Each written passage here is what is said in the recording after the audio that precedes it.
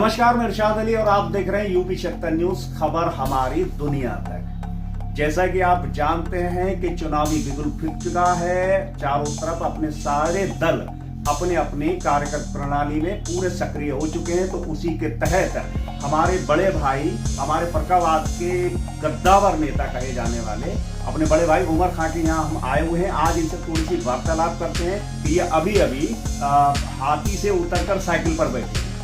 तो आइए चलिए इनसे पहले बात करते हैं कि ऐसे क्या कारण रहे कि ये हाथी से उतरकर साइकिल पर आए। जी बताइए जरा।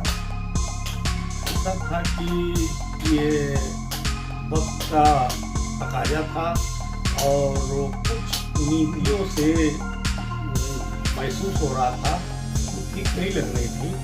और इधर पार्टी नीतियाँ ठीक थी, पसंद लगी, इसलिए सारे संगठनों के साथ विचार विमर्श हुआ।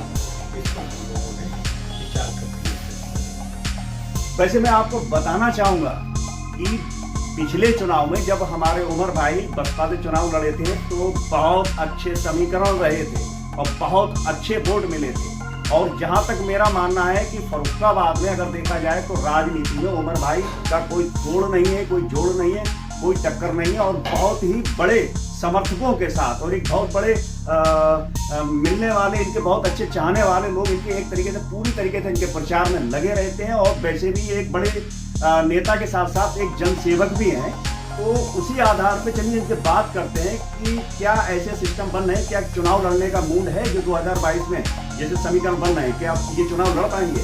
बताइए, आपके चुनाव लड़ने का मूड है? ऐसा है कि मैं पार्टी में आ गया हूँ और पार्टी का हाईकमान जो निर्देश देगा मैं उसका एक एक अक्षर पालन करूँगा। अगर उनका आदेश हुआ कि चुनाव लड़ने का तो लड़ूंगा, उनका आदेश हुआ कि आप पार्टी में काम करिए तो पार्टी में, तो सिपाही हूँ, सिपाही की तरह काम करता रहूँगा, करते रहेंगे। तो जैसा हमारे उमर भाई बता रहे हैं कि वो पार्टी के एक सिपाही की तरह काम करेंगे। अगर हाईकमान से आदेश मिलता है तो चुनाव लड़ेंगे और नहीं तो चुनाव लड़वाएंगे।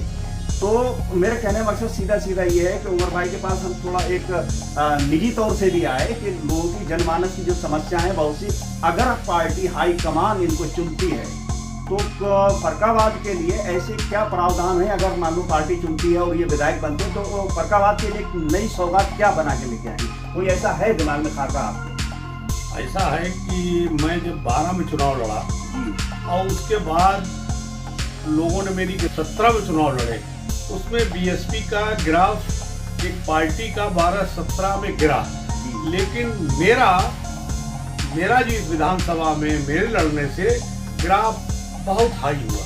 और मैं तो ये जानता हूँ कि लोग मेरे बारे में अंदरूनी सब जानते हैं कि मैं क्या करना चाहता हूँ, क्या मेरे दिल में है।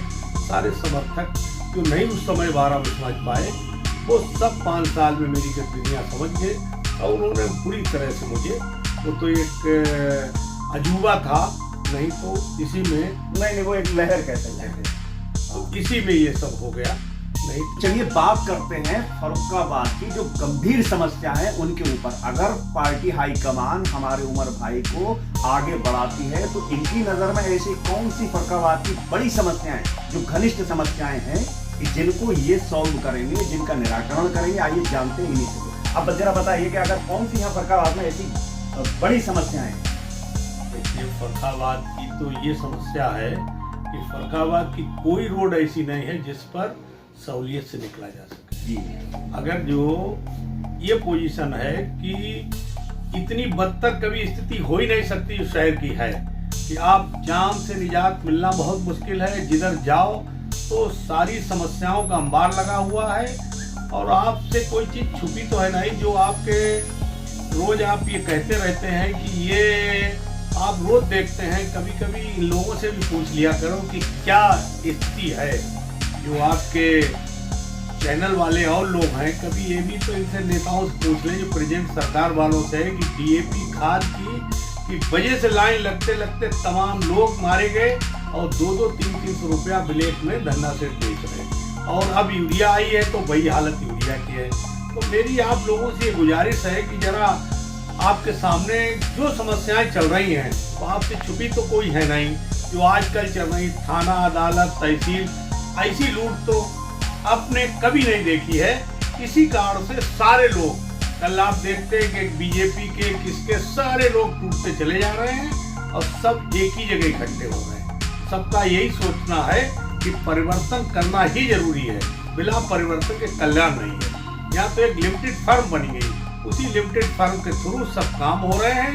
ईस्ट इंडिया कंपनी जैसे आई थी ऐसे ही इसकी ईस्ट इंडिया कंपनी वही अडानी अडवाणी में सब लगे रहे। कि आपने ये भी देखा हो कि पहली बार इतना बड़ा धरना प्रदर्शन काश्तकारों का कभी नहीं हुआ हो विश्वव्यापी, जिसमें चुनाव आया तो उन्होंने घुटने टेके, अब उनकी बता रहे हैं कि अब भाई हम वापस कर रहे हैं। पहले किसी सोचा भी नहीं क्या होगा। तो कम से कम आप लोग इस पर भी नजर डाला करो क्या होता कैसे। आप लोग तो लगे रहते हैं कि क्या है, आका लोग बैठे ऊपर हैं वो सब मैनेज करते हैं। और इतना तरह तरह हो रहा है नीचे कि लोगों को निकलना भुखमरी कगार, ना तो कुछ बचा। अब जब देखो तो कोरोना चालू, जब देखो तो खत्म। ये हालात बना रखे। यहाँ जांचों को लेके डॉक्टरी का ऐसा चल रहा है कि दर्द घुटने में, अल्ट्रासाउंड पेट को हो रहा। तो इतनी समस्याएं बनी हुई हैं, सबका सबसे संबंध चल रहा। तो इसको तोड़ने के लिए आप ही लोग हैं, जरा इसमें लगिए, तोड़िए। ये आने पर, सरकार बदलने पर तो ये सब ठीक हो जाएगा अपने आप। सब चीज, खाद वितरण, गरीबों को सब चीज हो जाएगी। हाईजेक कर रखा है। तो हमें तो भाई आप लोगों से यही कहना है कि आपके सामने आपने ये दिखाइए, समझाइए कि कहाँ पर लोग कहाँ पहुंच रहे, क्या क्या हो रहा।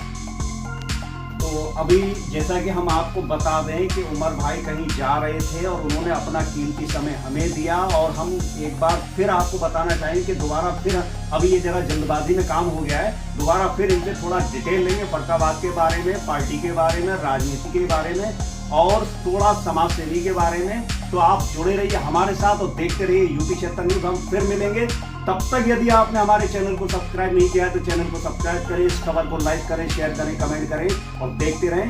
जय हिंद।